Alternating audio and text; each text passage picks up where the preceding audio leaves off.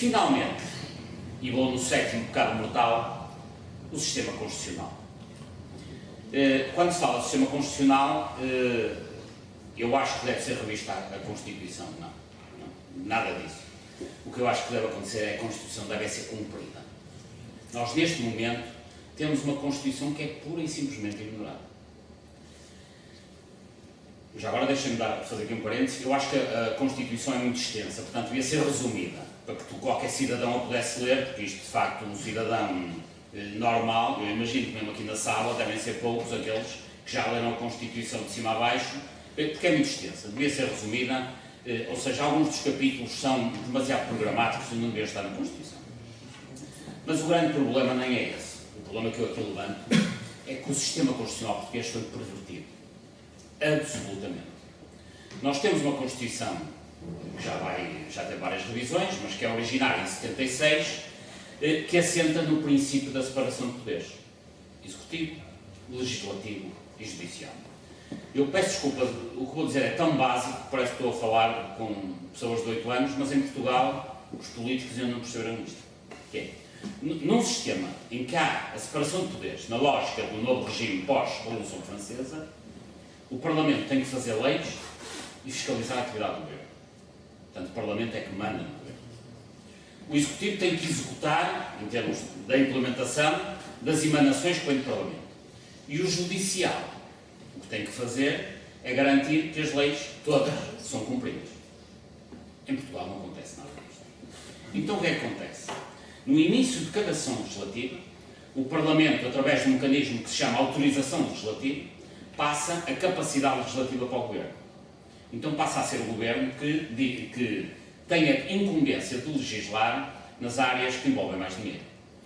Urbanismo, ordenamento de território, ambiente, obras públicas, contratação pública. E pior que isso é que nem é o Governo que depois faz as leis. Contrata as grandes sociedades de advogados. Então o que acontece? Eu vou dar um exemplo, podia dar 30.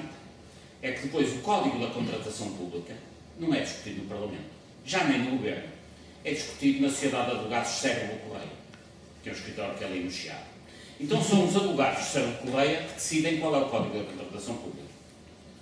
Isto que eu digo também não é um exemplo, não é uma exceção, é uma regra. Agora estou a falar deste caso.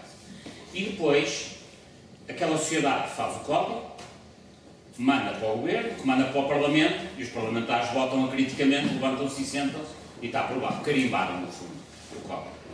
E depois estas grandes sociedades de advogados não só ganham milhares a fazer os códigos e as leis, como depois ganham muitos mais milhares a dar pareceres sobre a legislação que eles próprios fizeram. Neste caso vertente, no Código da Contratação Pública, desde que entrou em vigor, o código foi feito na Sociedade de Cérebro Correia, desde que está em vigor, essa sociedade, em pareceres e consultas, já faturou, a explicar o que fizeram, 10 milhões de euros. E depois o que é mais dramático, isto não é parte boa das notícias, o que é mais dramático é que depois estas sociedades vão para os tribunais litigar com base nas leis que eles próprios fizeram. É evidente que aqui a justiça nunca é equitativa. Se houver uma questão de contratação pública e eu for assessorado por quem fez o código, obviamente tenho grande probabilidade de ganhar um diferendo entre a Lisconte, por exemplo, o Estado português, para falar de um caso muito famoso, em que obviamente a Lisconte do Grupo Mota ganhou, porque estava assessorado por bons advogados, e depois invariavelmente é isso, que é, quando é um pequeno cidadão, um pobre cidadão, que tem um diferendo qualquer com um organismo do Estado, são essas sociedades de advogados que aparecem do lado do Estado ganha. Quando são os poderosos grupos económicos, essas sociedades estão do lado dos grupos económicos e o Estado perde. É sempre assim. É sempre assim e não há exceções, que é o mais dramático. É que eu não me lembro de nenhuma exceção. Casos de dimensão, deve haver aí uma coisa de 1.000 ou 3.000 euros em que há exceções, mas nos casos com dimensão, centenas de milhares de euros, milhões de euros, o Estado perde sempre, só ganha com os pequenos, porque obviamente não tem processos de litigância com esta dimensão económica. E, portanto, estas sociedades, ao fazerem isto, ao irem para os tribunais litigar com base em leis que eles próprios fizeram, estão a intervir simultaneamente no processo judicial, estão no tribunal a litigar, e intervieram no processo legislativo que fizeram as leis. Portanto, isto é uma perversão constitucional. E, portanto, a Constituição está completamente esquecida. Então, o que é que acontece neste momento em Portugal? E volto ao que dizia no início.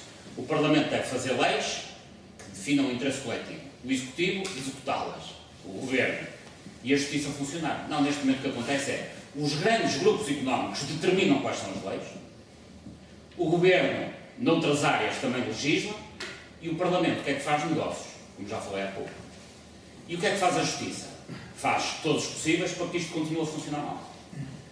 Portanto, um sistema constitucional em que o Parlamento devia legislar, o Executivo implementar e a Justiça garantir que tudo corre conforme a lei, está tudo pernas para lá. O Parlamento tem lá uma série de cavalheiros que não fazem nada, raramente, fazem mesmo pouco, fazem negócios. Aliás, o Parlamento português, em termos de atividade, está ao nível do tempo da ditadura. Aliás, há uma carta famosa, deixem-me só contar este episódio. O Casal Ribeiro era Presidente do Parlamento, da Assembleia Nacional na altura, e uma vez escreveu uma carta ao Dr. Salazar que dizia o seguinte: Senhor Presidente do Conselho, mande para aqui alguma coisa que eles não têm nada a fazer. Isso é uma carta que podem, se calhar no Google encontram isso, é uma carta do Casal Ribeiro ao Dr. Salazar. Nós estamos na mesma fase. Eles no Parlamento não têm nada a fazer. Porque onde se decide verdadeiramente o interesse nacional é nas grandes sociedades de advogados. Então, as grandes sociedades de advogados dominam o sistema legislativo, o Governo faz o que os grupos económicos querem e o Parlamento carinha. Portanto, o sistema constitucional está moribundo.